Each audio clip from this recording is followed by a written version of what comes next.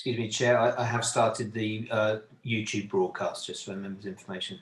Yeah, it comes up on the screen, Kevin. Okay. Yeah. It says webinar is now streaming live on YouTube. Okay. I hope Woodley isn't getting overexcited. Hey, they're seeing you, Beth. Seeing one of their town councillors in the sunny Bahamas. Yeah, my tongue's in my cheek.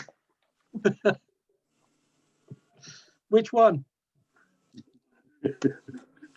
Right, I'm going to start the meeting again. Welcome back, Councillor McCann. So we're now on to item 6, which is the minutes of the meeting held on 21st of January 2020, page 13. Let's have a look. So is there any comments, modifications there? Councillor Chadwick first, please. You're on mute. Anne. Sorry about that. Yes, I imagine that there's what will be a couple of loose ends because of COVID, and I just thought I wondered if you know, if there's any. Well, they're not very crucial compared to everything else, but one of them is resolving the guidelines for awarding community grants. And what was the other one? Determine all the organisations that are given the use of the Oakwood Centre for free. I mean, you know, just mentioning them just so that they're not forgotten about. That's what I'm trying to say. Okay. I was going to bring that up, Chairman, because it's not on the agenda, especially the Woodley Business Club issue. Well, of course, their requirement has disappeared with COVID. So it gives us a chance to reset everything back to square one for everyone. So, Deborah, do you want to say anything about those two issues that Councillor Chadwick and Councillor Rowland have raised?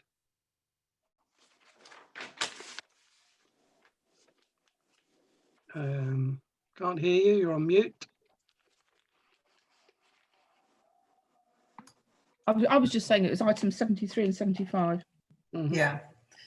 In terms of community grants, we were due to review those, but the strategy and resources meeting following on from the July meeting didn't actually take place. And Linda and I agreed that probably it would be confusing to review that at this meeting when we are giving the grants. In terms of the request by Woodley Business Club, Sorry, Dan. I can report back on that at the next meeting in terms of organisations who are given use of the Oakwood Centre for free. Okay, thank you. It won't be a long report. No. Well, it's free or for a discounted rate, Deborah. Yeah. Oh, yes. Okay. Yeah.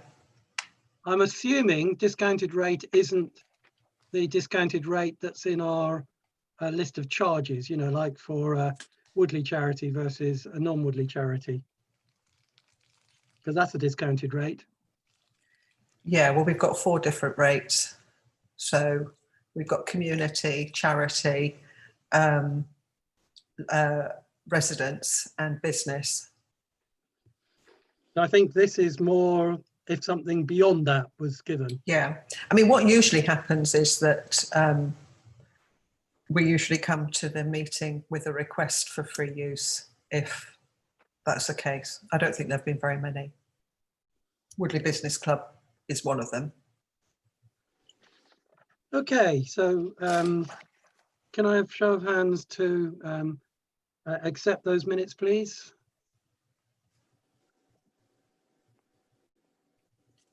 I see, I'm looking for hands waving. Tom, I'm never quite sure whether you're actually waving your hand, trying to poke somebody in the eye, or what. They're agreed. My hand, sorry, Chair, my hand raising is the top right hand corner, but I'm sitting to the left of it, so I have to go across each time. Okay. See, I'm trying to come around the other side. Don't worry. So Okay. that they've been agreed. Good. So item 7, budgetary control, page 19, which actually will fill in some more information for some of the questions that Tom was asking. Yep. About where we are. So, Deborah, would you like to go through Yeah. them? As you can see, in terms of expenditure, apart from the allocation of 45,000 to the capital programme, which is the usual way we deal with that, the expenditure of corporate management funds on affiliation, HR and health and safety support, they're quite high, but they're to do with annual payments, such as the insurance and our HR and health and safety support. All other expenditures under 42%. In total, 31.5% of the budget has been spent at the end of August. We've received, and I apologise for not adding that on at the bottom of the page, actually £23,174 in furlough income so far. In terms of income, actual income at the Oakwood Centre includes rent that is paid from central costs to the Oakwood Centre in respect to the offices and room bookings for council meetings, but income from hirers and the police rent is 8,600. And I had a quick look this evening at this time last year, and our rent and income total 40,000 at this point. I think the limit of 6 people is going to have a bit of an impact. We've already had the photographic club not able to meet anymore. So I think going forward, that's a bit depressing, although we have got bookings in going forward. Okay, questions from the floor. I've got Councillor Wicks. Oh, sorry, I've left my hand up. I do Yeah, apologise. so did I. Anybody want to have any questions on that? Surprise, surprise. Councillor McCann. Thank you, Chair. While we're in the public arena, I would seriously like to urge this council to have a strategic review on its income and expenditure and report back in a public arena on what it's proposing to do and how it's proposing to resolve the clearly is going to be issues on what we do and how we do it for the future. I'll give you an example of things that we perhaps, because of the very unusual circumstances in which we face ourselves, is that we may have to consider the funding of things like Woodley Town Centre Management Initiative. We may have to consider reducing the services we have until either there is a proven need for it, or we have the capacity to sustain whatever services we currently provide, to provide that in the future. And I'd like it to, not quite sure how we're going to do it, but I seriously think we need to keep this in the public arena, because after all, we are here to serve the public, and the whole of the council, whether you be from the newest employee to the longest serving member, have nothing but the hopes and aspirations of the residents of Woodley in mind when they sit down and work out what we can and cannot afford to do. Because losing the sort of monies that we're talking about, well, could have a devastating effect on the services that we provide ongoing. Thank you, Chair. Thank you. Deborah, do you want to comment on that at all? Well, we are already looking at that, which is why some of the figures that have been provided take into account the fact that we're not spending money on some things, and we've got ideas about how we can reduce other costs. For example, the cleaning contract up at Woodford Park Leisure Centre we're looking at. I know that Ed White-Smith, who is the Leisure Services Manager, he is very carefully releasing people from furlough only when they're needed, rather than just bringing everybody back. So it's a soft opening at the Leisure Centre, and has been since they opened in July. I absolutely agree that we should focus on what we're delivering to the people of Woodley. Absolutely agree on that. Okay, any other questions? Oh, Councillor Chadwick. I don't want to sort of, I don't know whether it's a personal matter, but I just thought the furloughing income seems quite low. Does that mean that most people have not, you know, working for Woodley Town Council have not been furloughed? There are a lot of coaches that were furloughed. In Right. fact, all the people working at Woodford Park Leisure Centre were furloughed apart from the leisure services manager, who maintained a response to people ringing up about the gym and Right. cancelling payments and, asking for money back. We had a flurry of that at the end of March.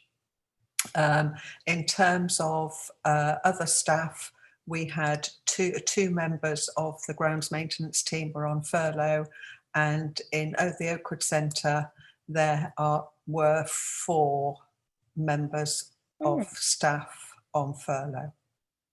right.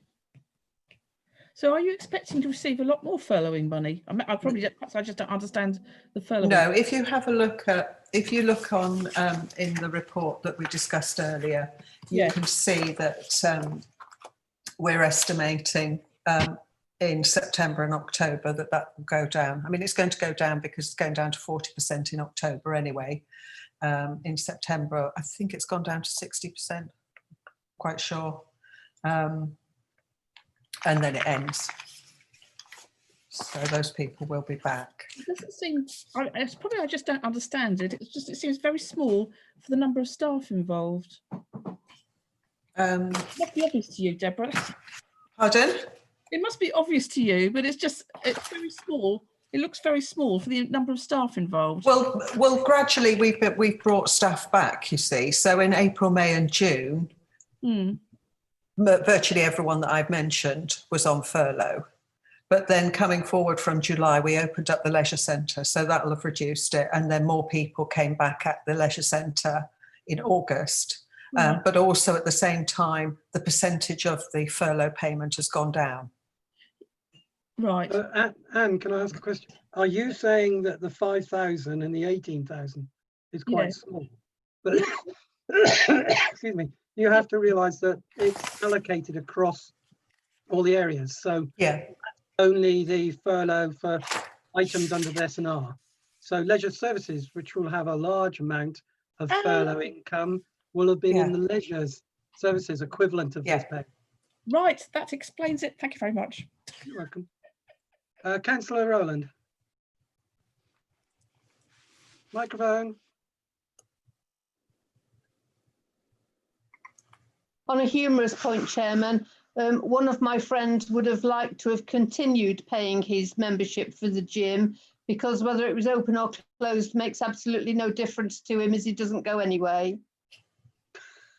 He's just a contributor.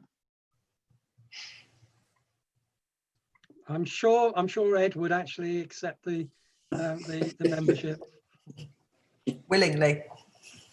Councillor McCann. No, I'm just laughing. Sorry. That's all right. So, if there's no more questions on that page 19, so we have to vote for noting. We're noting that. All those in favour, please show again.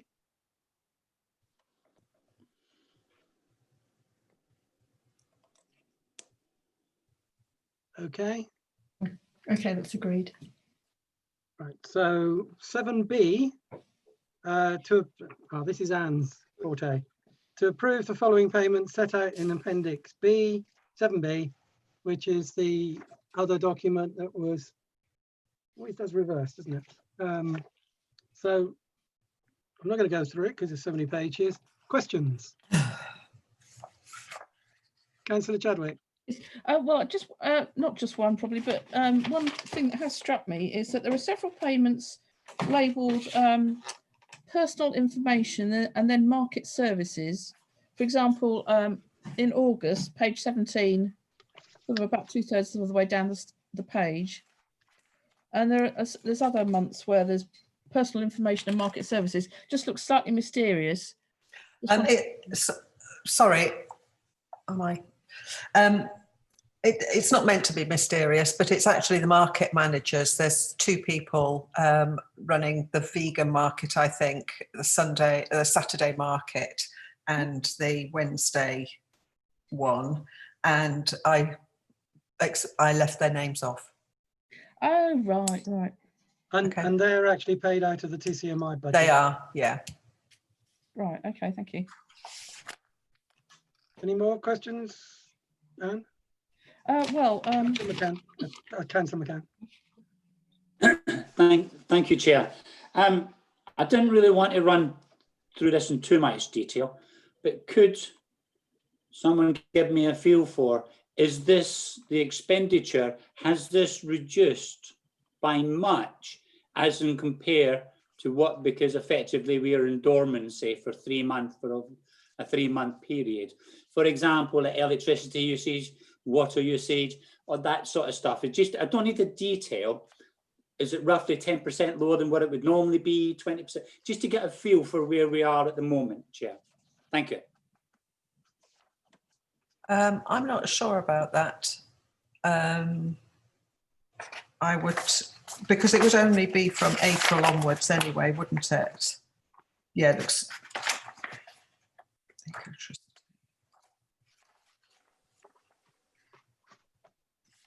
Yeah, we are, well, it looks like in April we were 200 and, yeah, £400 less in March than in March.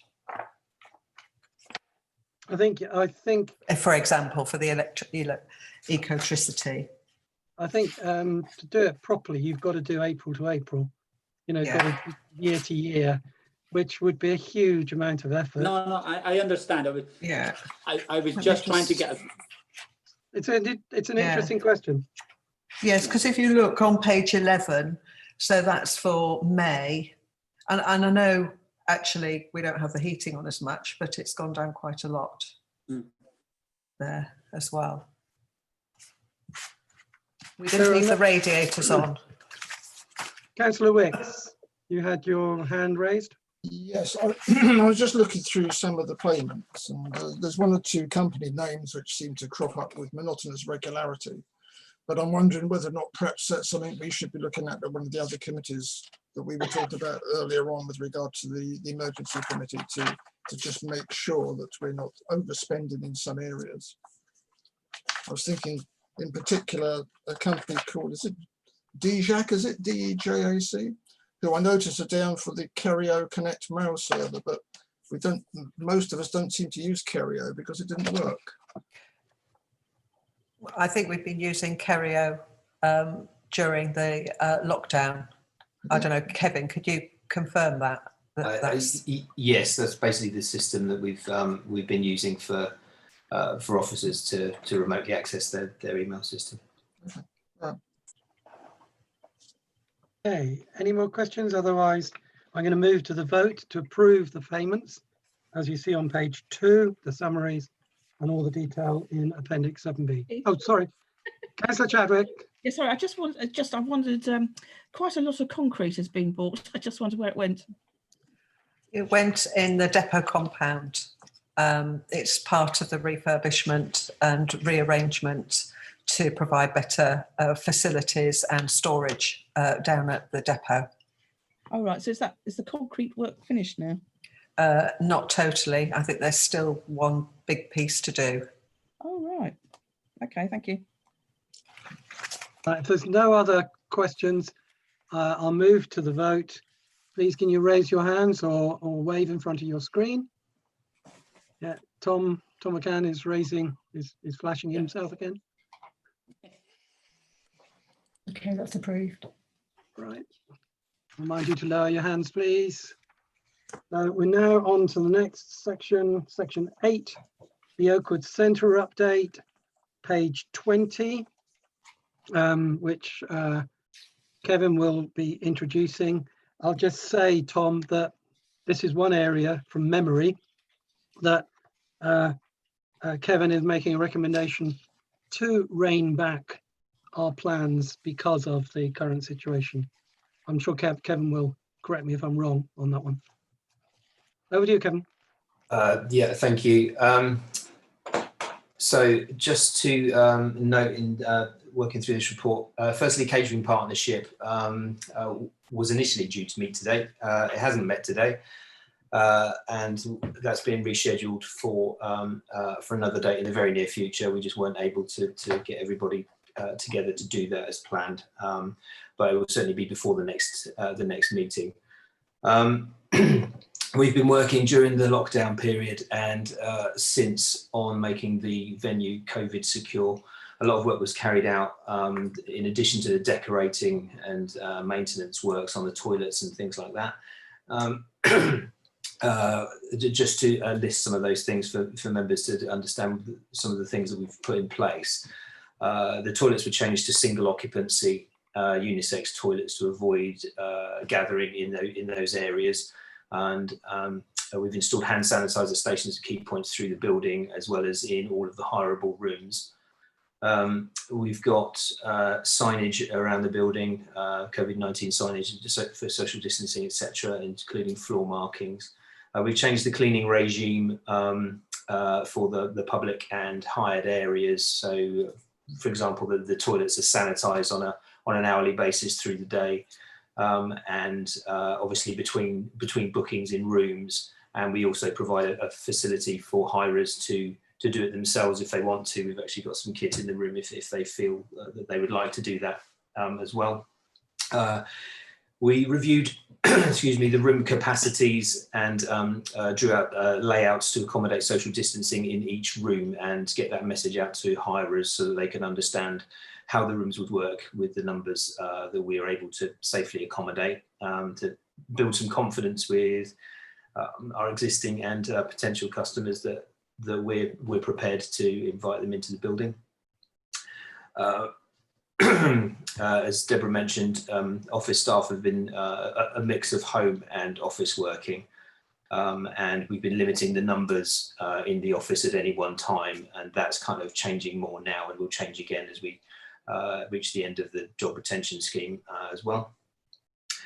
We've been able to continue providing the garden and waste bags from the centre on a couple of scheduled sessions during the week, which has actually worked really well. And we'll be obviously reviewing the office opening hours as we come to the end of the job retention scheme, and other staff that are due to come back to work. Another thing is the government track and trace system. We have registered and obtained the QR code system, which is the scannable code for smartphones for the building in order to participate in that. And we'll have a manual system because obviously not everybody has access or ability to use that. So that there's an obligation there, which is now a legal one to manage that for people coming into the building, and the cafe have been doing the same for people coming in just to use the coffee shop. Excuse me. Bookings and room hire. There's a table there rather than the sort of detailed information by booking that we've previously had, which would essentially have quite a lot of very low values in it. There's just an indicative figure there just to illustrate what that period from April looks like in comparison to last year. So that is just to illustrate what the room hire impact looks like as it is at August. As Deborah mentioned, we have got hirers coming back. We've had mostly smaller ad hoc bookings, training organisations, some children's services and things like that. So not the larger ones, obviously, because of the restrictions. But we have been getting some of those smaller bookings in. We've actually had some new ones with people who haven't been to us before. The blood donation sessions were able to continue throughout, and we managed to get some extra ones in because they'd actually experienced difficulty with some of their other venues. So that was helpful to us, and that's good income for us as well. And the venues manager has been keeping in regular contact with hirers, again, to build confidence, find out what they're thinking, what they are looking to do going forwards, and how we can accommodate it. Some of that's been impacted again this week with the rule of 6. Again, things like some of the community groups that otherwise were looking to come back are finding that difficult to do until some of those restrictions change again. The table on page 21 just gives an idea of some of the types of organisations who are still currently able to book and are still booking with us, albeit some of them in a very different way. As I said, yes, some of those are being further impacted. Some of them we're trying, for example, the Czech school and things like that, where we've got a system for social distancing for them to be able to do that. They've reduced their numbers. We're using more rooms and spreading things out and seeing how that can be accommodated. That's working okay at the moment, but it is a moving feast, as I think it's probably the best term for it. Just to note, going forwards, I think the key things that we're doing are continuing to keep in close contact with our regular hirers, getting the message out that we're open for business and a COVID secure venue, keeping our expenditure down where at all possible, where it's not impacting seriously on other issues, safety or whatever. So we have had to expend some on making the building safe. We're not spending money on anything that is certainly a nice to have or isn't essential. And we are very clear about that. The teams are working on that basis going forwards. And we are reviewing the work duties and staff deployment and ultimately the business plan for the Oakwood Centre and the venues going forwards. Obviously the community halls come into that, and the hireable rooms at the leisure centre. So on the basis that there's a short term and a long term to this, we've got to look at how we move forward with that, and for all the reasons we've talked about previously in the meeting. Any questions for Kevin? Tom? Thank you, Chair. Sorry, I thought I'd lowered my hand earlier on, but my apologies. What was our capacity before, and what is now our COVID capacity in the Oakwood Centre? I assume you should have some similar information from the other halls and areas around, so that we can get an idea of your scale and reduction and the services that we currently provide. And I'm reassured that you're reviewing the level of service we need to provide and that you're keeping that under review. But if we're using less than 20% of our capacity, is it really worthwhile providing that capacity for such a short reward, if you see what I'm trying to get to? I'm not suggesting you shut things. I'm just suggesting that we have information upon which we could base reasonable short-term 3 months, longer-term 6 months to a year, because we're about to start to walk into the budget process, which has got to look a year ahead, and we're only 3 months away from really sorting that out in detail. Thank you, Chair. Yes, the first question, I'm just trying to find what the actual numbers are, because it varies by room, but the numbers are changed quite significantly. The theatre, for example, instead of being 100 is, I think the number is 16.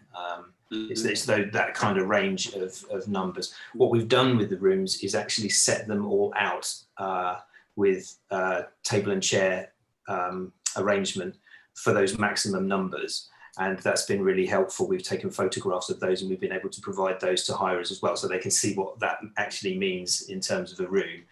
And obviously in some of the smaller rooms where previously you might have been able to have 20 people in there, you're down to kind of 7. It's those kind of numbers with the social distancing. So I don't have them by room handy, but I can provide that if that's helpful. Thank you very much. That would be handy to have that sort of information. Thank you, Chair. I think also it's worthwhile pointing out that people hire, certainly our regular hirers, they hire the room. They don't say we want 25 people. And if they've, like if someone is prepared to hire the theatre and only have 16, we would be fools to turn away that income. you know, which I'm sure, Councillor McCann, is not what you would like to happen. Any other questions on this? Otherwise, we've got a recommendation on bottom of page 21. So the members note the information. Can I ask you to raise your hands, please? Either wave in front of your screen or Tommy is thumb, hand, foot. There we go. Okay, that's noted. All right, okay. Can I remind you all to, whoops. That's Kevin, he gets Sorry. before us. It's all right. Right, so the next bit, which is quite an interesting one. Item 9, Climate Emergency Working Party. We've got, I'm going to suggest we look at both A and B at the same time, page 22 and 23. Kevin? Yeah, okay, thank you. So just to note, initially the Climate Emergency Working Party met on the 13th of August, and the purpose of that meeting was to discuss and consider the draft Climate Emergency Action Plan. A number of amendments were made at that meeting, and it was recommended at the meeting that the S&R committee approve the document as the basis for our moving forward on the council's climate emergency objectives. The plan did go to the Leisure Services Committee as well for information, and there was some discussion around it there. And also just to note that we have a meeting with the Working Party members and the climate officers at Wokingham Borough Council and the lead member in charge of that over there on Thursday this week, and the purpose of that is sort of twofold really, so that they know exactly what we're doing. We've got some questions to ask them about where we fit into the borough-wide plans and what other things we can do. The feedback we've had at the moment is that we're a lot further ahead than the other parishes in terms of looking at it, yeah, I think that'll be a really interesting meeting, and we'll have a bit more steer on things that go beyond the town council reducing its carbon emissions from that. Councillor Wicks? I'm hoping it's Friday and not Thursday, Kevin. Sorry, yes, it is Friday. Yes, Thank you. sorry. Any questions on this? I think Councillor McCann. Thank you, Chair. Can I just ask you a quick question before I ask my detail stuff? What is the current carbon footprint of the town council? Just so I know where the line in the sand is. Okay, there is a calculation in on page. It's page 25 of the agenda, or page 3 of the plan, which actually, is that included in there as the whole thing? Bear with me a moment, sorry.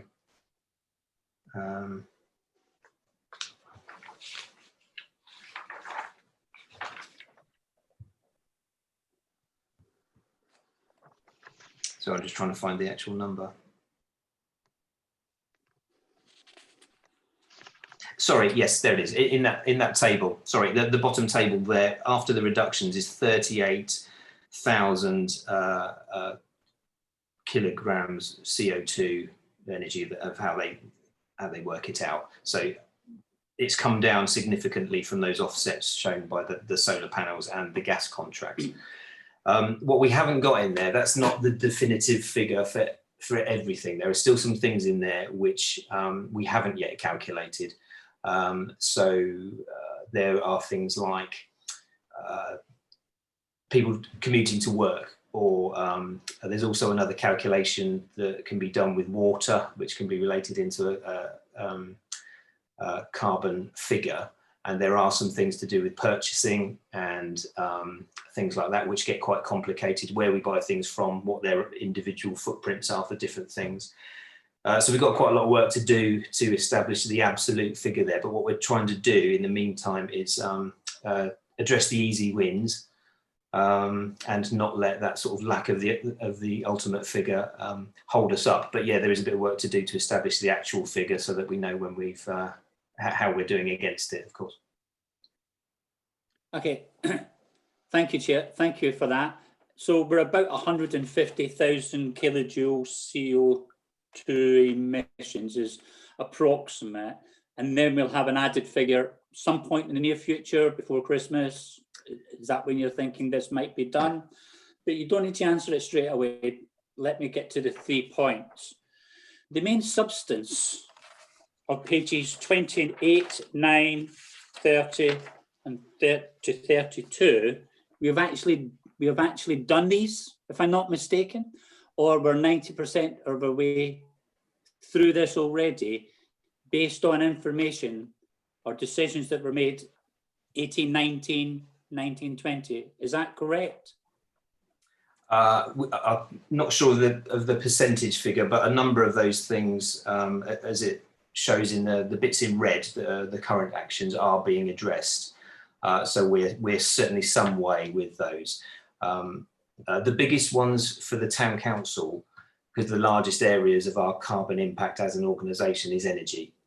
So that's why that's come down enormously. There are obviously other things to do, and I think some of the things we haven't done and need to be much better at are some of the things that aren't necessarily a massive carbon offset, because we're actually addressed quite a lot of that. There are things like plastic use and how we can deal with that better in, you know, in the way we run the waste from the park and things like that. So it's not just about that carbon number, if that helps. Yeah, thank you. It just helps me to understand how we calculate where we are. We've reduced it by 112,000, I get that. We then state the things that we have done in the report so is there actually much more that we can add to this? Because I've read it and it seems like most of this is done. Therefore, the detail of things like rainwater collection, those sort of type of things, LED lights, they've all been done. Your report says. Sorry, yeah, to some degree they have. There's a lot of stuff still to do. So for, the example you used for rainwater harvesting, we've managed to do that on the main depot building. We're intending to do that on the Oakwood Centre, on Coronation Hall, on Woodford Park Leisure Centre, and working out how to do that. So there's still quite a bit of work to do. The principle of it, I think, is agreed and certainly been talked about, but we've still got a bit of work to do to achieve it. And likewise with the LED lighting, we've done it in a couple of places. Coronation Hall is done. The Oakwood Centre is not. There's quite a challenge there to address some of those things in this building. And likewise in the Leisure Centre, there are some other things. Some of those things will require funding, of course, and that's why in addressing them here, to give them some context when we're then coming back and trying to look at the benefit of investing money, for example, in the sports hall, changing the sports hall lighting and things like that, that we can look at it and balance the cost of it against the benefit in terms of energy. So I don't think these things are all done and dusted by any stretch. We've still got quite a bit of work to do. And I think I'm hoping we're going to learn a lot from the meeting with Wokingham as well about some of the other things that that they're doing and that we can look at and consider that we can do. Thank you, Chair. My final point on this, because the environment's not really my area of expertise, is how do we formulate the figures that we're being presented with on page 25? Who formulates that, and how do we, as members, understand that we're halfway through our LED, therefore this number is likely to double, etc.? Do you see what I'm trying to get to, Chair? Yeah. What isn't in there is against each target is what exact impact that will have on that number. So yeah, that's not there. What I would say is that again, you can see by the difference that the renewal of the gas contracts made in, you know, setting off almost 100,000 of that. You know, pretty much cut our output in half just by changing the gas contracts. So those are the big ones. It's just drilling down into those smaller ones and trying to quantify them. Yeah, there is a bit of work to do. Thank you. Okay. Councillor Wicks, you had your hand up, or was that from the last time? The last time, sorry. Okay. Just to mention that one of the reasons why we're meeting up with the experts with working on borough is that we want to share the data. So they have numbers for our, kiloton CO2 emissions, and we have numbers, and we're ideally going to be sharing those to understand how they calculated theirs versus how we've calculated ours. So that would make a lot of sense. And if anything, what we want to try and do, because we've got limited resources, is to use the borough resources, because they are actually worrying about the whole borough, and they have permanent permanent staff that are looking on this. The second thing is what our climate emergency action plan is clearly dedicated to what the town council can do, its contribution. But as you all know, in Woodley, there are other areas like, domestic and business property emissions. We can't do anything about that, but the borough's going to try. Emissions from transport, again, we can't really do anything for the general populace, but the borough is. And we're in an ideal position because we are so far ahead of any other town council or parish council on this. What we want to try and do is feed in to whatever the borough does that impacts Woodley residents, that it's appropriate. So it has to be a very strong partnership. Any other questions? No? Okay, so the recommendations is on page 22. The amended draft climate emergency action plan is approved. All those in favour, please raise hands or wave something in front of your screen. Approved. Thank you, everyone. So now the Oakwood Centre roof, item 10, page 33. This was what I was talking about, Councillor McCann, about the savings. I apologise. I got ahead of myself. Kevin? Yeah, thank you. So again, this has been reported on previously, and the committee previously authorised the engagement of RAM Building Consultancy to produce a specification for the remedial works to address all of the areas of water ingress into the building. And a number of significant defects were found during the investigations carried out at that time. An estimated figure that was provided for the works, which was the number we were kind of looking for all along, is a big one, which is in the region of £325,000 to address everything.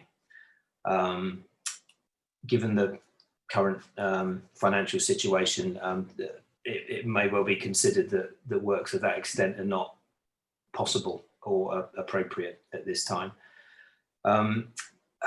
The proposal is to carry out some interim works, which could be carried out in-house to significantly improve the situation in the shorter term. And the proposal is to allocate £5,000 from the available SIL funding that's available to the council for this purpose. Now, that sounds like a very small number compared to the big number that I've just mentioned. If I just let you know what the works are that we're looking at there. That would be the installation of a one-piece membrane along the entire length of the gullies, which we know are a problem in a number of areas, along with a programme of joint sealing along the entire stretch of the roof where we know that those issues exist, and we've got that documentary evidence of all those areas. So we can address those, albeit in a slightly shorter term way in terms of how long that might last. And although that doesn't address some of the larger issues that were identified in terms of roof falls, we talked earlier on about issues with flat roofing areas. We've certainly got some issues like that which were identified where actually there's roof falls flowing away from downpipes instead of towards them. So things like that. It doesn't address some of those larger long-term issues. What it does do is buy us some time, stop the water coming in to a great degree, and buy us something in the region of perhaps 5 years of not having anything like as much of a problem, so that the larger project could be reconsidered at a future date. Any questions? Tom? Oh, thank you, Chair. You're absolutely correct. Annual maintenance is going to reduce a lot of these issues. I completely agree with you. Get your team up there, familiarise them with what's the normal every day, every year, every spring, summer, autumn, all that kind of stuff. You're absolutely correct. My question is actually, aren't we in danger of using SIL money for a revenue cost for a maintenance programme? And if we're using £5,000 of SIL money for this, which is a maintenance cost, which we've just been told is going to run for the next 5 years, unless I'm mistaken, SIL money shouldn't really be used for that. It's supposed to be for capital projects. I could be wrong, you might be right. I'm not sure. So I'm sort of asking a question, hoping that it's, I'm getting a head shake from Thank you. If I can just say, I probably wasn't clear there, and that might not be entirely clear. When I was talking about the 5 years, and I've used the word programme, that wasn't referring to a 5-year programme of works. It was referring to a programme of works that would be carried out immediately, essentially, but would buy us that time and would form part of a capital expenditure of a repair job, which would include the installation of that membrane. Okay, and that helps. Okay. And if I can explain why I'm shaking my head, I was the borough councillor who brought in SIL, so I do know quite a lot about this. It can be used it can be either used for capital or revenue items. The hook is it's got to be to do with infrastructure, so it could be new infrastructure, new play area or whatever, or it can be old infrastructure but maintaining it. Okay. Any other Thank you. You're welcome. Any other questions? If not, I'll go. If you go on to page 34, there's 2 recommendations. Oh, sorry. Okay, Yes, I just wanted, well, one thing I just wanted to say was I wondered whether we're getting heavier rainfalls and that is testing the roof more, but that's more of a comment than a question. But it might be something that has to be considered when, you know, the big works finally are done. Oh yes, and do we feel confident that the existing roof, you know, won't deteriorate too much over the 5 years, over the 3 to 5 years? Yeah, if I could just answer those quickly. I think you're right. The amount of rainfall is an issue. The main issue is the capacity of the pipes for what is a very large surface area to get the water away quickly enough. It doesn't do that. So that any small issue or any, you know, it can take literally a crisp packet or a tennis ball can block up a downpipe and cause a problem very quickly. Your other question about the time, yeah, we're confident that that would be a significant improvement, just addressing those things, because it would stop the main areas where we know we've got a problem, where we've identified it coming in, at least in the shorter term. Yeah. Okay, thank you. Yeah. All right, no other questions. I'm just looking. Nope. So we've got recommendations on page 34 to note the information and allocating £5,000 from available SIL to do in-house repairs. Please, can you show by raising your hand or waving in front of your screen? Okay, that's agreed. I'll let Kevin take our hands down.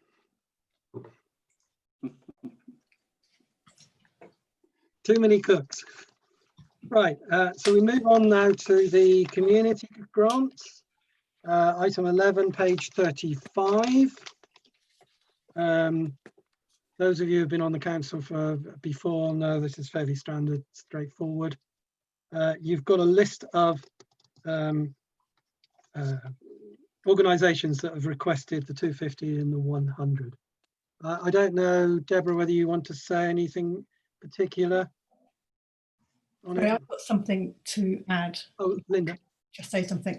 The individual grants, which are at the end of the list, those two are no longer required because, I mean, these applications were made much earlier in the year and were due to be considered at the April meeting, which was cancelled. Those two grants were for travelling to the European Championships in Paris, which were cancelled. So they never went. So they don't require those grants anymore, just to make you aware of that. You could say the same for the Woodley Festival of Music and Arts. You could, but that is on, I mean, the money that they get now will go towards. I'm not proposing that we do take it over, I'm just saying. Yeah. Right, so Deborah, do you want to make any other comment or throw it open to the floor? No, okay. Councillor Wicks, you got your hand up?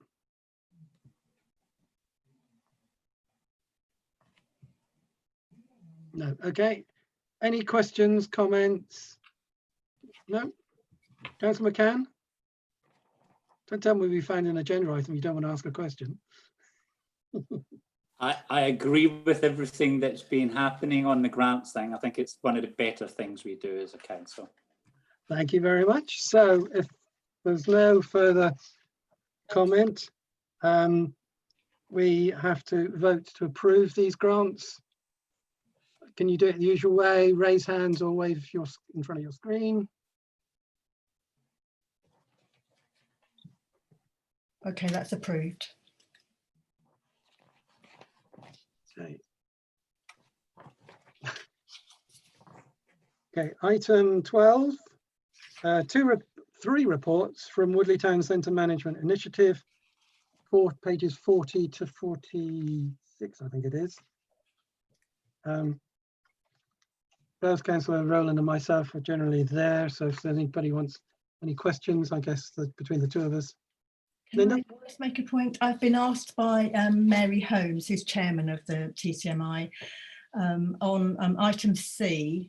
There was a mistake in the minutes, and she just wanted me to tell everyone that Councillor Cheng was not present and had sent her apologies. So it needs to be changed. It's been recorded inaccurately in the minutes. Okay. If there are no, Councillor Rowland, your hand is up. I'd just like, as a long-term member of the TCMI, I'd like to express my concerns about the level of current communications from the new town centre manager, not only to the chairman and committee members, but generally. I saw on Facebook this morning that something was cancelled long before members got an email from Brian telling them it was cancelled. I think things should be the other way round. I'm not sure Brian realises quite how councils work and what we expect of him, as he's come from the commercial sector. So Linda, can you feed that back to Brian? The town centre? Okay, sorry, that was communication with TCMI members, did you say? Yes, I did.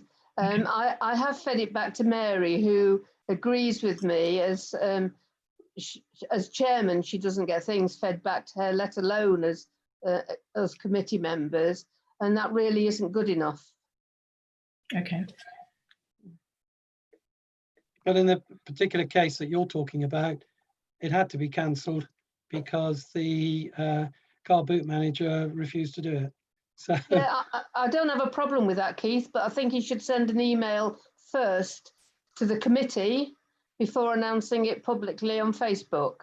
He certainly did to the executive committee. Right. So Mary would have known about that. Mm. And he basically has almost daily conversations with Mary. But Mm. it's a point well made. Yeah. Linda will just, And the big issue, of course, was the community garden, where no one except Brian knew what was going on because he hadn't told anybody. and he has apologized many times Mm. profusely about that. Okay, so those are, do we have to vote if that's to receive? I just Deborah? want to ask a question. Oh, sorry, go on, Councillor Chadwick. Was there going to be a survey about the garden around the trees? And if so, There what will is. have happened about it? Because presumably that's been delayed. Kevin? Yeah, that has been ongoing for a number of months, and that information was fed back to the Leisure Services Committee last week. The information is still coming in, actually. I haven't ended it because it's all good information, but that did inform the decision or agreement at Leisure Services on the next step with it. Oh, right. So you've received input, in fact. Yeah, yeah. All right. Okay. Thank you. So what I would recommend, Anne, is to pop on the website, have a look at the agenda, the last agenda for Leisure Services, and I don't know, Linda, are the minutes up on the website yet? I think the draft minutes are now ready to go up. So yeah, I can put those up. So that will also give you more information. All right. Okay. Thank you. Right. So we've got to receive those 3 reports. Can you show by raising your hand, please, or waving in front of your camera?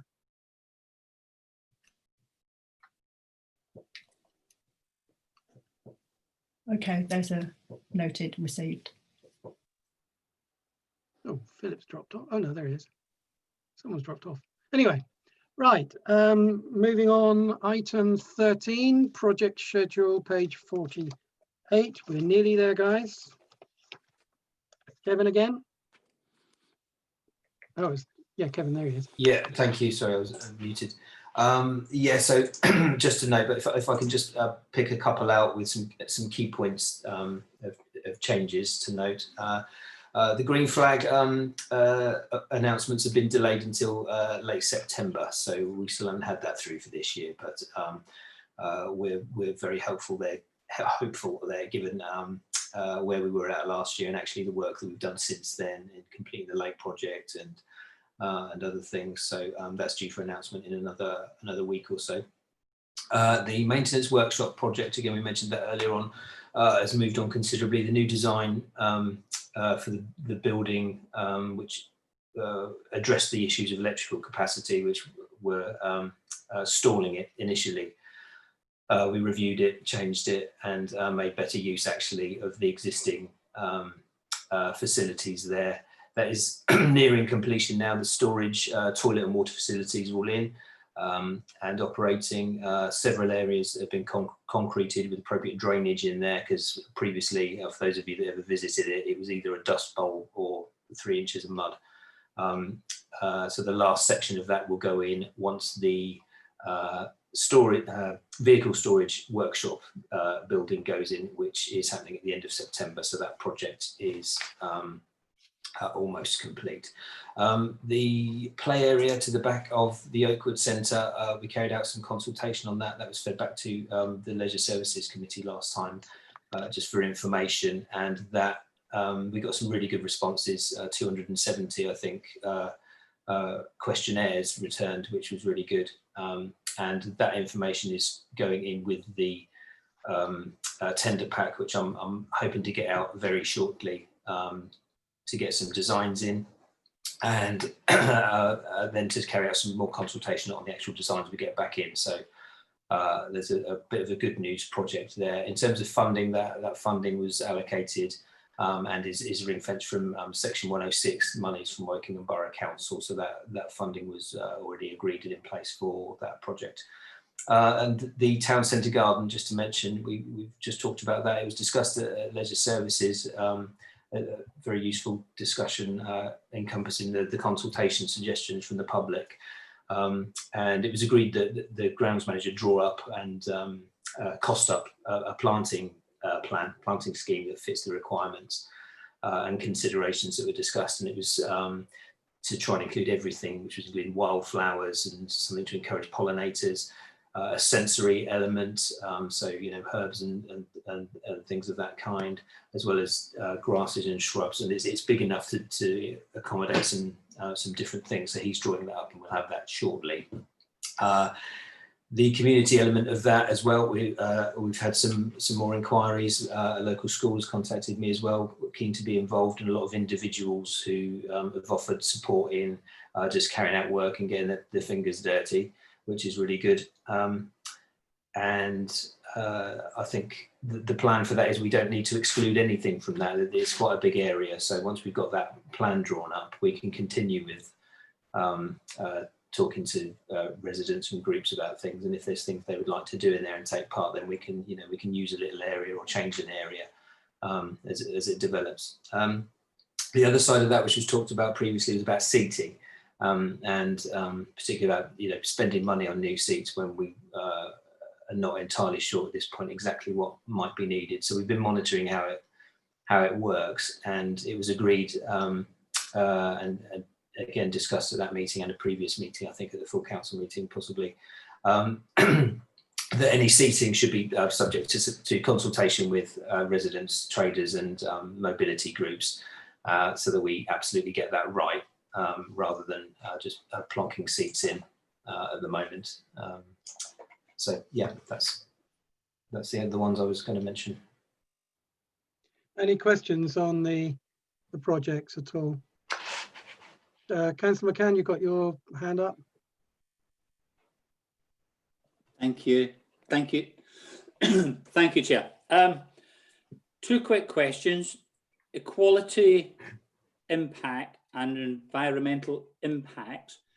Who performs this function? I would assume it's delegated to the people who are designing this stuff, and unless we have equality impact leaders within the town council's workforce, or environmental impact leaders.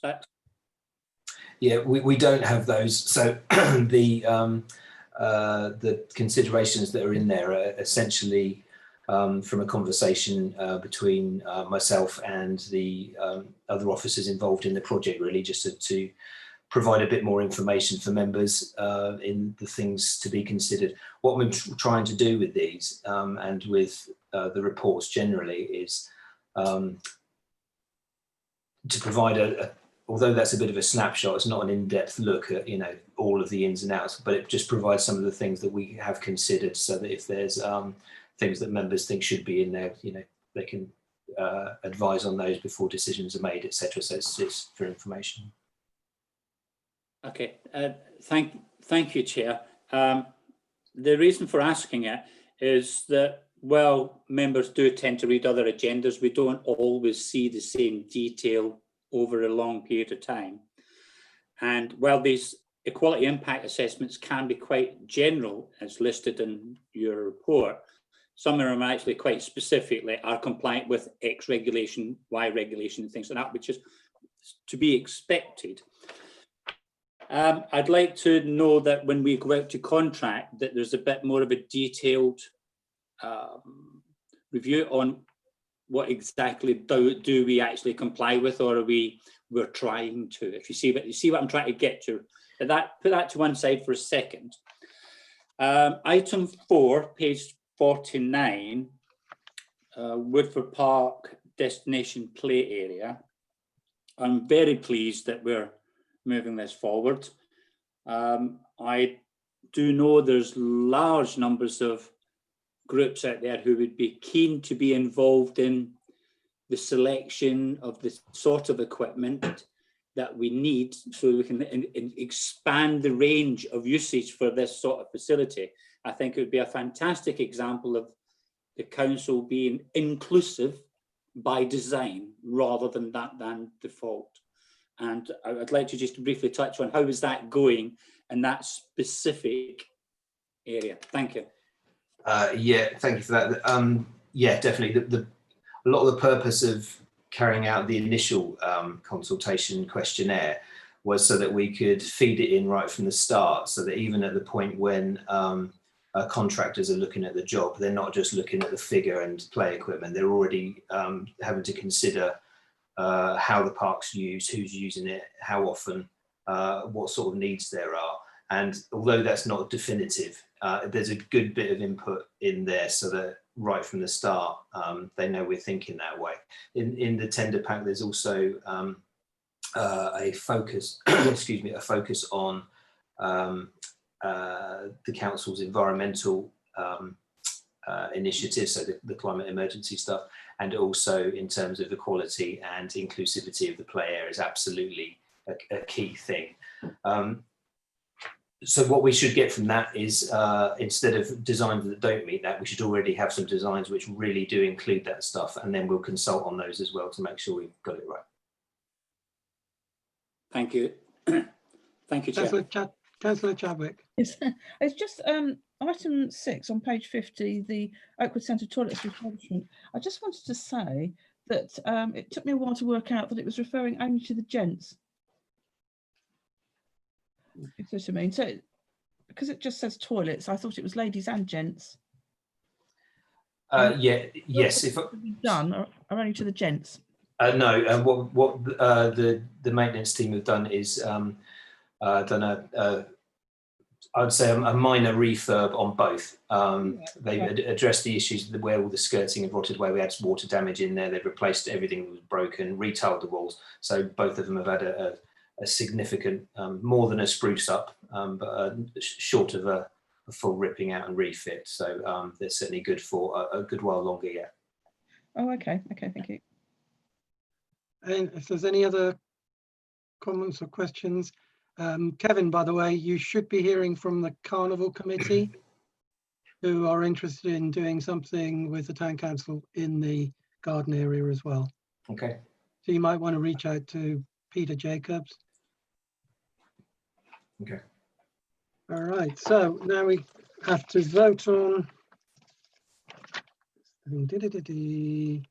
Yeah, to note, so can you please raise your hands in the normal way or wave in front of your camera? Okay, that's noted. Brilliant, thank you very much.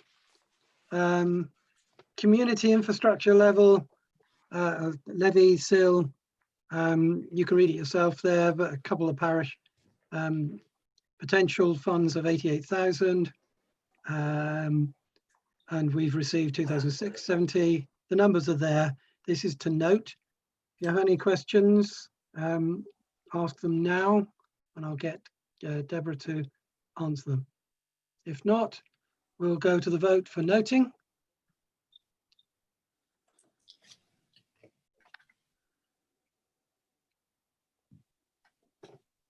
Okay, that's noted. Thank you. Item 15. Connecting communities in Berkshire. Suggestion we join this charity. I don't know, Deborah or Linda, do you know anything about this charity? I do know a bit about it. They obviously work throughout Berkshire. They focus mainly on more rural areas, but that doesn't mean the town council couldn't be a member. They do provide quite good training programs for people who run community halls. Not that we've ever attended any of them, but they do have other courses that they provide, and I can't really remember, but one's on strengthening communities, I think they've been running.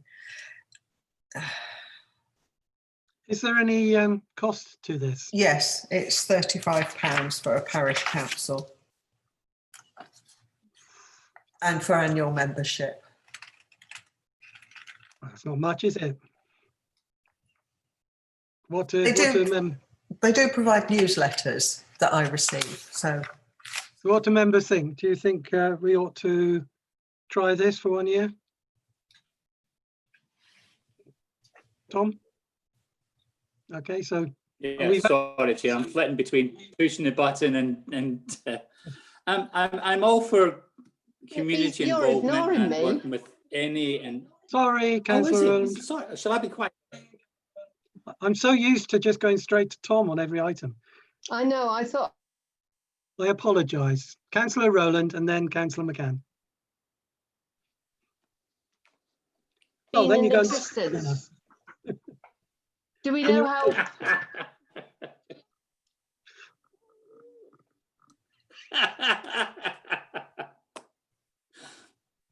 am I not frozen now? You're not frozen now. You are now. Can you do sign language? Oh, I'm not frozen, just testing. Yeah, we can hear you. Okay, do we know how long they've been in existence and how many members they've got? Particularly organisations rather than individuals?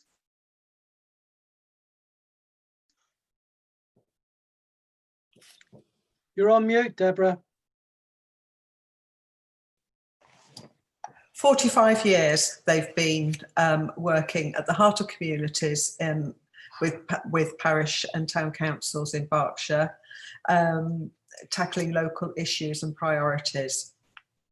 Have we never heard of them before then? Yes, we have, yes. Oh, yeah. right. We have been a member a long time in the past. What, even before me? No, Oh. no. There wasn't a town council before you, was there? I think so, yeah. So, Tom, Councillor McCann. Thank you, Chair. Thank you, Chair, and my apologies to Beth for doing that. I'm all for community involvement. Talk to as many people as you can. I get all of that, but we've got such a large issue in front of us that I would rather we weren't distracted by unnecessary distractions. We've had very little use of it in the past. We've very little use of it, judging by the officers' answers to Beth's question. Yeah. I'm sure we could review it for the budget process, but I know it may sound pennies, but we need to batten down the hatches. And that was one of my thoughts on that, Chair. Is that I'm ambivalent about this. Is that the general opinion of everyone? I can see some nodding. Councillor Chadwick wants to speak. Yeah, I just wanted to say that it's possible that they provide training for community halls to do with COVID, because they've all had to do risk assessment and stuff, and that might be particularly useful, if you see what I mean. In this particular year, might be very useful in that if they were doing that. Yeah, except that we kind of done our COVID secure work at the moment, anyway. Yes, I was thinking more of the users of the halls. Maybe they've all been done. I mean, I'm going to be doing something in a church hall in the next few days, and we're using that church hall's risk assessment. I just wondered if there's a need for community groups to feel that they know enough about it. Yeah, I don't know if they provide that information to community groups. I mean, I can find out. So can I, to move this on, because we've only got 15 minutes left.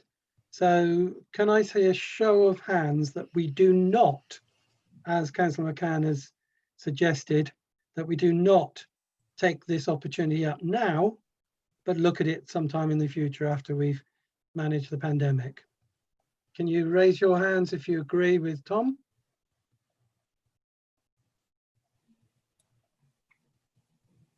I'm abstaining. That's 4 people.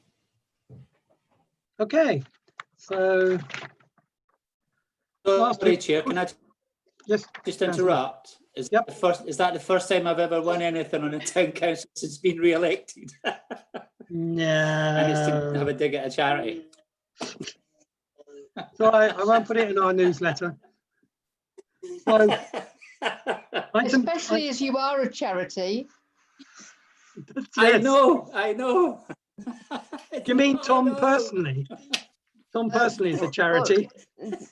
Tom is Right. very involved in a charity. I know. So item 16, future agenda items. Any future agenda items, please? Nope. Publicity and website. Anything that we think should be on the website or publicity? Councillor Climate Doyle, if you want, change. I was going to say, Councillor Doyle, if you want to contribute to that, please feel free. Sorry, Beth. Climate change. In what way? Because that's covered by the group already and the awareness plan. Are you saying it ought to be a regular item? No. So I was saying about publicity. You've moved on from the agenda. Keep Okay. up, Keith. But for the press, it's good news that we're ahead of the game on climate change and doing some good things despite what's going on. So, Deborah, can you get Anushka to work something up, please? I agree. Yep. We should be proud of what we've done, even though it's Absolutely. already been done in the past, Councillor McCann. We need to be very proud. Anything else? Anything from you, Councillor Doyle, at all on that item? No? Oh, okay. All right. Just wanted to give you the opportunity. Thank you for staying with us for the whole period. Been quite long. What happened to Kay? She disappeared after the first. Well, so did 10 Councillor minutes. Agra. Yeah. Yeah. Kay did join again, but then she disappeared. I think she joined without any sound and then she disappeared. But she Yeah, did. she always has difficulty. Oh. Okay, I declare the meeting over. And thank you very, very Good much night, for your everyone. contribution.